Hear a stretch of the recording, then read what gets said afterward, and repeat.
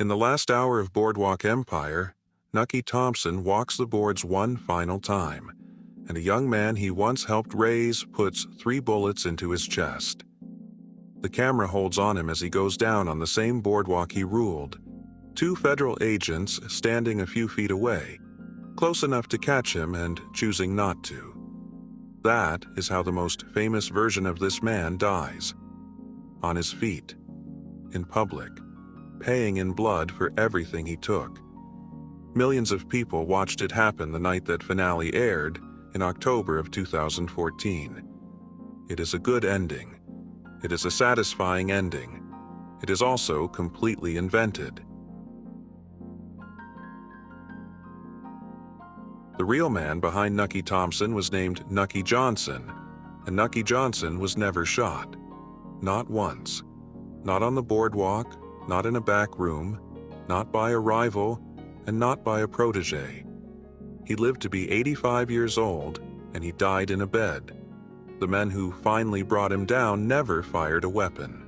They never even raised their voices. They beat the most powerful man on the Jersey Shore with a fountain pen, a column of numbers, and 2 frightened men who had spent years carrying his money. Keep that pen in mind. We are coming back to it. Because this is the part the show could never sell you. The part that does not fit inside a gangster ending. The way they actually took Nucky Johnson down was quieter than a bullet, and slower than a bullet, and in the end, more complete than any bullet could ever have been. The version you have not heard is worse than the one where he gets shot.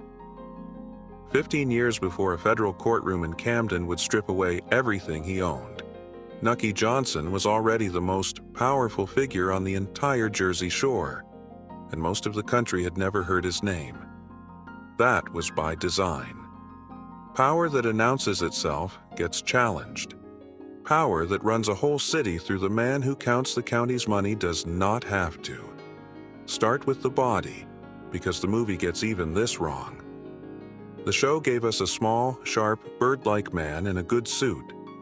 The real Nucky Johnson stood over 6 feet tall and carried well past 200 pounds, an imposing slab of a man who filled a doorway. He wore a fresh red carnation in his lapel every single day. In the winter, he wore a full-length raccoon coat that made him look even larger. He was driven around in a powder blue Rolls-Royce Silver Ghost that cost $14,000 in 1920, at a time when a working man might make $2,000 in a year. He lived on the 9th floor of the Ritz-Carlton Hotel on the boardwalk, and the city called him the Czar of the Ritz. He was not hiding. He was the opposite of hiding. He was a monument to what the town let him get away with. Here is how he got away with it. On paper, Nucky Johnson was the treasurer of Atlantic County, a modest government job that paid him a salary of $6,000 a year. Off paper, historians estimate he pulled in around $500,000 a year, which in today's money is something close to $10 million. That gap between the $6,000 and the $500,000 is the whole story of the man. Every dollar of the difference came from vice. Atlantic City in the 1920s ran wide open. Bootleg liquor moved through it in the middle of Prohibition. Gambling halls operated in the daylight. Brothels ran up and down the side streets off the boardwalk, and everyone knew where they were because they were supposed to. And on all of it, on every drink poured, and every bet placed, and every customer who climbed those stairs, Nucky Johnson took a cut. He did not own the rackets. He owned the permission. Nothing illegal happened in his town without a piece of it flowing up to the 9th floor of the Ritz. He did not build this machine from nothing. He inherited it. Before Nucky, there was a man everyone called the Commodore, the old boss who had run Atlantic City the same way for a generation. In 1910 and 1911, a wave of reform swept the state, and the reformers came for the whole organization. Over 100 people were caught up in it. The Commodore was convicted and went down. Nucky Johnson was indicted right alongside him, and Nucky Johnson walked out acquitted. The teacher fell. The student took the throne. And the lesson Nucky learned in that courtroom was the one that would govern the next 30 years of his life. The law could reach you. But if you were careful, and if you owned enough of the right people, the law could not hold you. For almost 3 decades, it never did. He held the county through the machine, and he held the machine through favors and fear and an endless river of cash. His own brother, Alfred, served as the county sheriff, which meant the man who could arrest you and the man who profited from letting you operate sat at the same family table. When the most powerful gangsters in America needed a place to sit down together, they came to him. In May of 1929, Nucky Johnson hosted what may have been the first national crime summit in the country's history, a gathering of bootleggers and racketeers from across the map. Al Capone was there. Nucky put them up, fed them, entertained them, and guaranteed that no policeman would so much as glance in their direction. He did not need to be a killer to sit at that table. He was something the killers needed more. He was the man who could make an entire city look the other way. He was not shy about any of it. Nucky Johnson once summed up his whole philosophy in a line that has followed him ever since. He reportedly said, "We have whiskey, wine, women, song, and slot machines. I won't deny it, and I won't apologize for it. If the majority of the people didn't want them, they wouldn't be profitable, and they would not exist." That was the man. Not a schemer in the shadows. A boss who told you exactly what he was selling and dared you to do something about it. For 30 years, nobody could. And that is the thing you have to understand before we go any further, because it changes how the ending lands. The men who finally beat Nucky Johnson did not outmuscle him. Nobody outmuscled him. They outcounted him. The weapon that ended the Tsar of the Ritz was not a gun in a rival's hand. It was arithmetic. And the strangest weapon of all, the one that helped put a number on a man who dealt only in cash, was a pile of towels. Keep that image too. Towels. We're coming back to it, and it is going to sound insane until it doesn't. But before we get to how they counted him, think about the choice the government eventually forced on the men closest to him. When the federal case finally came together, prosecutors did not need Nucky to confess. They needed the men who carried his money to sit in a witness chair and say his name out loud. And that put those men in front of the oldest question in this entire world. Testify against the boss who made you and live, or keep your mouth shut, protect the man on the 9th floor, and go to prison in his place, sign the paper, or rot. If you were the one holding that pen, with a federal sentence on one side and everything you were raised to believe on the other, which way would your hand move? Tell me in the comments, because that exact question runs straight through the rest of this story. I pull these cases from trial transcripts and federal court records every week, so subscribe if you want the next one. So the government finally decided to come for him. But wanting Nucky Johnson and catching Nucky Johnson were two very different things, and the men who tried had already learned that the hard way. The push did not start with the law at all. It started with a grudge. William Randolph Hearst, the most powerful newspaper publisher in America, turned his papers loose on Atlantic City, and the coverage of Nucky and his open town became relentless. That kind of attention has a way of traveling upward, and eventually it reached the one part of the government that had learned how to kill a man like this. Not the police, not a rival family, the Treasury. They had a template by then, and every gangster in America knew what it was. You could not always prove the murders. You could not always prove the bootlegging or the bribes, but a man living like a king on a $6,000 salary had a problem he could not shoot his way out of. Somewhere there was a gap between what he declared and what he spent, and that gap was a crime all by itself. So a team of Treasury and Justice Department investigators settled in for the long work, a probe that would stretch across roughly 5 years. One agent in particular, a man named William Frank, became the patient center of it. the kind of investigator who does not need a confession because he has a ledger. And a ledger was exactly the problem. Because here is what made Nucky so hard to catch. He did not keep books. He did not sign for things. He did not deposit $500,000 a year into an account with his name on it. He lived on cash and on the labor of other people. Investigators pulled together a portrait of how the money went out, and it was staggering. Around $5,000 for the Ritz-Carlton suite and a cottage nearby. $2,200 for an apartment in New York City overlooking Central Park. $3,000 on clothing. $3,000 on food, on lobster and caviar and steaks cut 3 inches thick. By the middle of the 1930s, he owned 4 brand new Cadillacs. He kept a valet who doubled as a bodyguard, 2 chauffeurs, and 3 maids. They could see every dollar leaving. What they could not see was a single dollar coming in. And here is the man's genius turned against him, because a man who leaves no paper trail also leaves the government no number to tax. And without a number, there is no case. For years, that was Nucky's armor. You cannot convict a man of hiding income you cannot measure. So the investigators did something that sounds, the first time you hear it, completely absurd. They went and counted towels.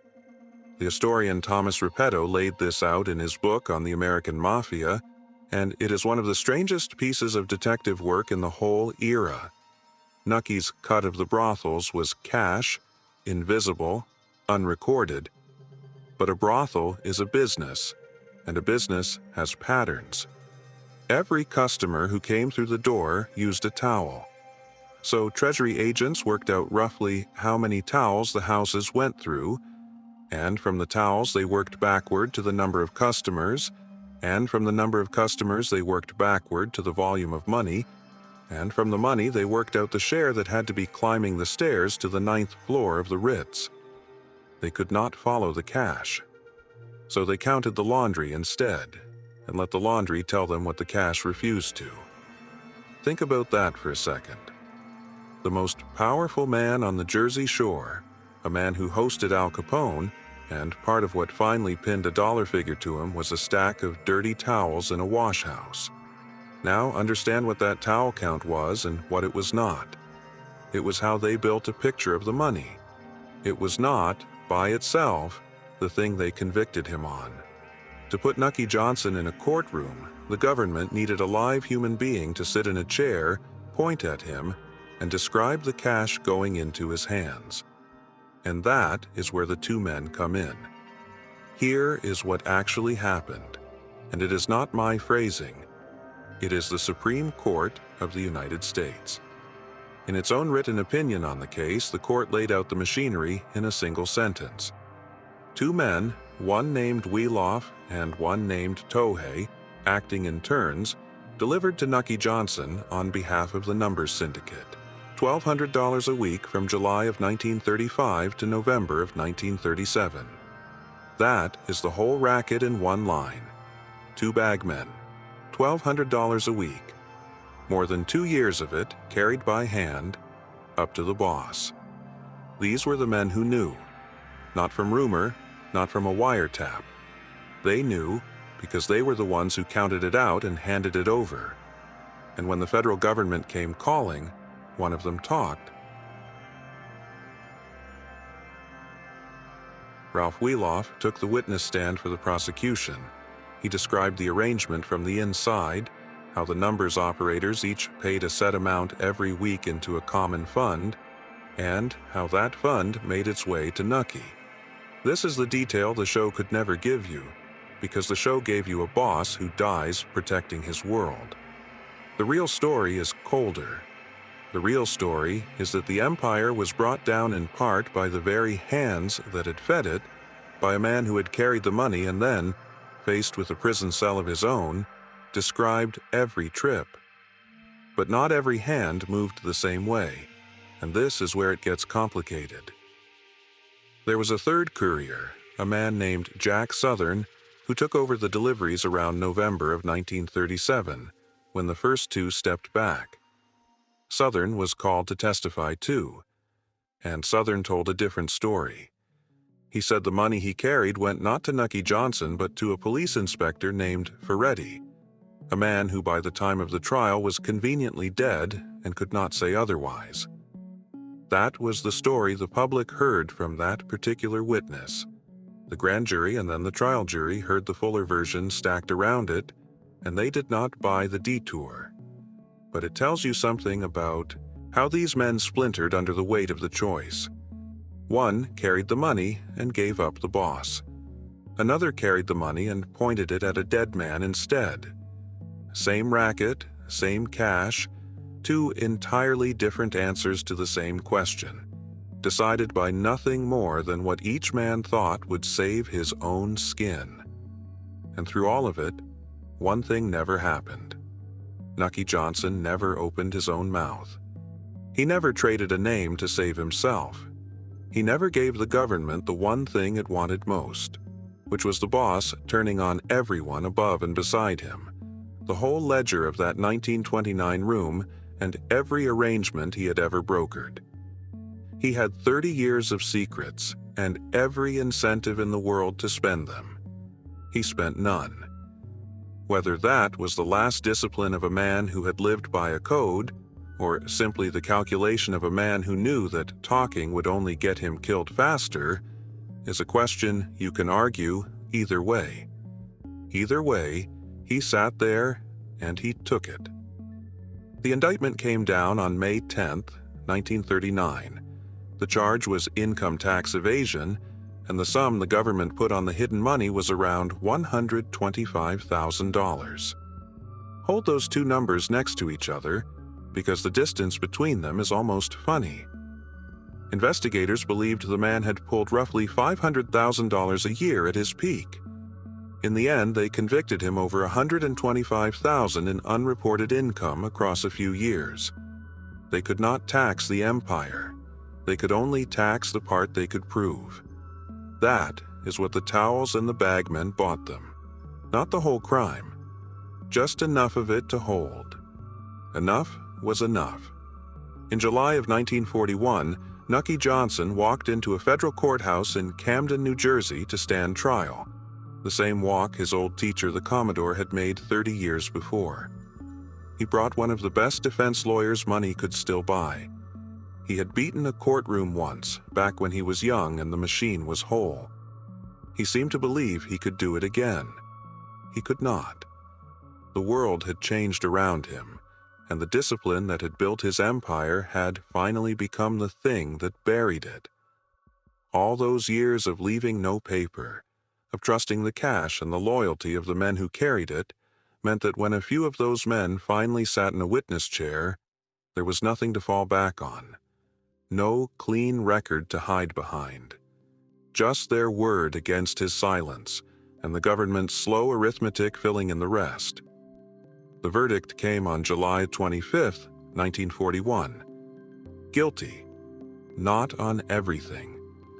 The jury convicted him on 2 counts, covering the years 1936 and 1937, and acquitted him on a 3rd. But 2 was enough.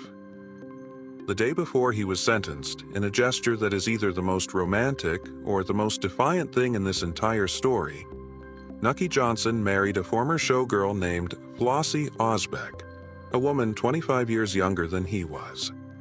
Then he went in to hear his number. The number was 10 years in federal prison and a fine of $20,000.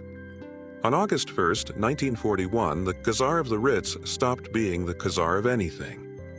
He was sent to the federal penitentiary at Lewisburg, Pennsylvania. And now, compare the 2 endings side by side, because this is the whole point of the video. In the show, Nucky Thompson dies on the boardwalk in 1931, shot down at the height of the drama, mourned by the audience, a gangster's death for a gangster's life. In reality, Nucky Johnson was still alive a full 10 years past that invented death, sitting in a prison cell in central Pennsylvania, an old man in his late 50s who had traded a raccoon coat for a number. He served a little under 4 years. He was paroled on August 15, 1945. And the man who came out was not the man who went in. He owed the government $20,000 on that fine, and Nucky Johnson, who had moved $500,000 a year through his hands, could not pay it. He took a pauper's oath. He swore before the court that he was penniless, legally destitute, in order to get out from under a fine that was a rounding error against what had once flowed through the 9th floor of the Ritz. The man who lived on lobster and caviar and drove 4 Cadillacs signed a paper swearing he had nothing. That is the sentence the show could never film. Not because it is too violent, because it is too small. Here is where the myth and the man separate for good. Boardwalk Empire gives Nucky Thompson a killer's hands, has him personally murder the young man he raised, sends him out drenched in the blood he spent 5 seasons accumulating. The real Nucky Johnson, as far as the record shows, never killed anyone. He never needed to. He was not the trigger. He was the permission, the smiling man in the doorway who let the killers do business in his town and took his cut of it. One writer described him as ruling with a velvet hammer, and that is closer to the truth than any gunfight.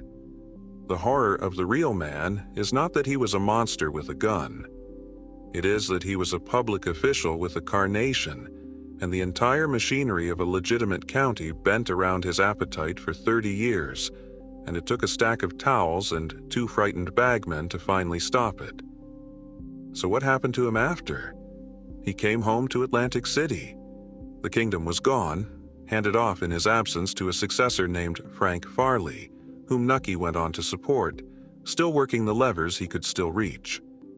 He needed money, so the man who had once hosted the National Crime Summit took a job as a salesman for the Richfield Oil Company. He kept the red carnation. He kept the appetite. And he lived, quietly and for a long time, the one thing the show would never allow him. He died on December 9th, 1968, in a convalescent home in New Jersey, 85 years old, of nothing more dramatic than old age. By the accounts of the people around him at the end, he went out drinking whiskey, telling stories about the old days, and reportedly died with a smile on his face. No bullet ever found him. Not the rival's bullet the life was supposed to guarantee. Not the protege's bullet the show invented to give him a proper ending. He outlived the danger, outlived the empire, outlived his own relevance, and slipped out the quietest door there is. And somehow, that is worse. A bullet on the boardwalk is a legend. An old man taking a pauper's oath and dying under a borrowed name of poverty in a nursing home is just a life that ran all the way out, with the bill coming due at the end the way it always does. For 30 years, the most powerful man on the Jersey Shore watched every doorway for the gun that was supposed to come for men like him. It never came. They took his kingdom with a fountain pen and a column of numbers, and when it was over, he picked up a pen one last time himself and signed away his own fortune with a pauper's oath. No bullet ever found Nucky Johnson. Something quieter did. The pen that beat him never once needed his name.